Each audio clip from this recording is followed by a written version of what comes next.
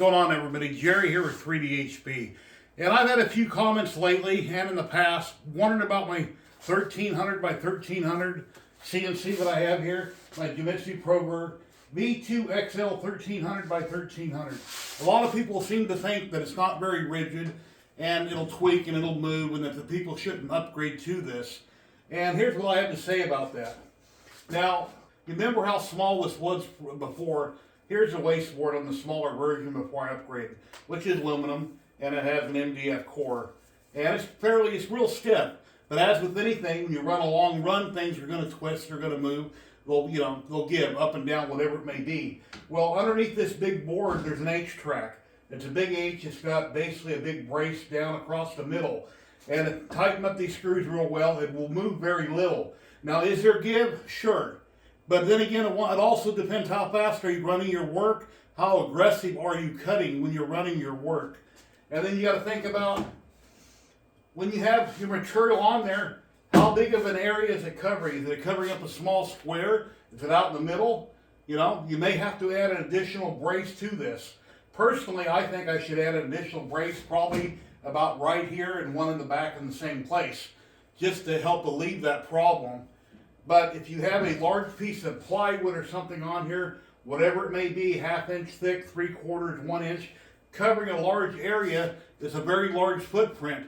It's not going to move. It's going to be clamped down. It's not going to move. The bed is not going to flex from that. And like I said, based on this material right here, they just went a lot larger with that. Now, when it comes to flex, people say, well, on the x-axis there, you probably got a lot of flex.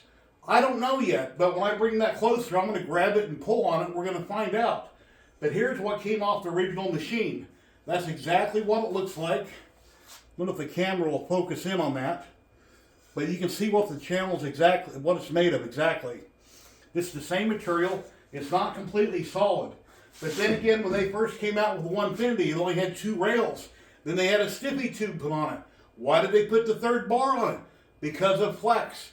Because people were running very aggressive and things were flexing slightly and it might have screwed their work up. So they added another tube.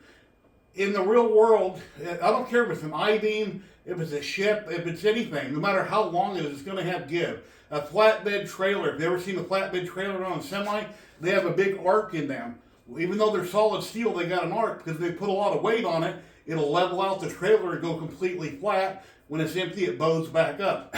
Everything will have a certain amount of give to it, but then again, like I say, how hard are you pushing the machine? You know, if you want to be real aggressive, or if you're working with aluminum, you'd want a smaller machine like this one right here, which I'll turn the camera and show you in a minute. What's this? 4040 Pro Max, I think it is. Yeah, right there. That's a much smaller machine. It'll be a lot more rigid, perfect for doing aluminum. You wouldn't want to do aluminum on something this big. But it's great for wood, and I have had, for the stuff that I've done, I have had 0 issues with it. I think it's very well constructed. Now let me bring that forward some more so we can take a look at it. It's got a little lever there to click this up, but I got it really tight. So I'm going to loosen it up, and I can flip the lever. And I wish I was in the garage more doing CNC videos, but as you know, if you are subbed to my channel, I work with resin, 3D printing, painting, which I don't do much. I just got an in-scale trains. I have lasers, a fiber, RF CO2 gantry, and a diode. So I got a lot going on all the time. All right. Okay, now let's see how much give we have here. Yeah, that's quite a bit of flex.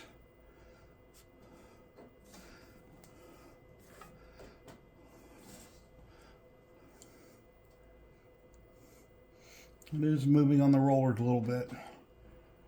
But then again, if you're not cutting real aggressive, that shouldn't be a big problem. It depends what you're doing. Now, if you had this machine and the one Infinity, and what's the other one? Can't think of the name I'm thinking of. Anyway, I'll put it down here on the screen. There's another man out there, his channel, that he compared a couple of the machines, and then he grabbed them and he's pulling them around, he's checking the flex. And yeah, like I say, I've got flex here. It's probably moving at least 1/4 of an inch on me. maybe a hair more. But you know, when you're doing your projects, how aggressively are you cutting? I tend to kind of leave everything at pretty much stock settings.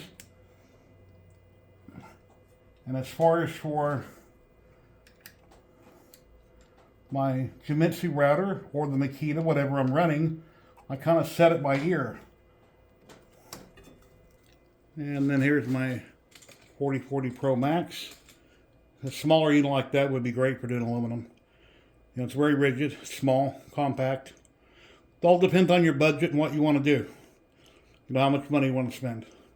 The sky's the limit when it comes to upgrading, buying things. But hopefully that'll give you a little bit of an idea that we do have flex. Like I say, I can pull at least 1/4 of an inch, maybe a tad more, without much effort. And there's no way that I can think that that can be stiffened up at all. And as far as for the bed, it works fine the way it is because I have a large piece of material on there that's clamped down and I'm engraving throughout the whole thing. It's a very large footprint when you have your material on there. But like I said, if you want to resolve that and not have to worry about it at all, you just run a couple more braces. Yes, I live in Las Vegas and it's hot in my garage. I don't have any kind of air on in here. The door is not open. But it's starting to get warm out. And looking at the back of the machine,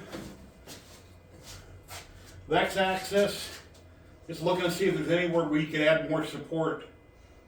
And no, because it's running on wheat rollers, on top and bottom, there's nowhere we could add additional support at that I could see.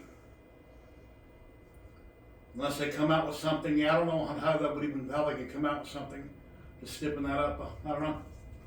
Not really sure what to be done about that. But like I said, for the few projects I've done, I've had zero problem with it.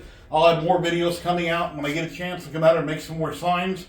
And I can talk about it in the videos. But based on what I see, it shouldn't be a big deal.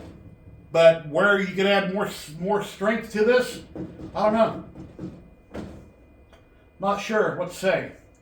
But if this helped you at all, give you some kind of an idea on the pull test there when I had a little bit of movement, you know, leave me a comment down below and tell me what you're looking for, what you'd like to see. Am I going to put an expensive bit in there and see how fast I can push the machine? No. No, because I don't want to break an expensive bit and put wear and tear on it like that. But yeah, for my purposes, it seems to be perfectly fine for what I'm doing.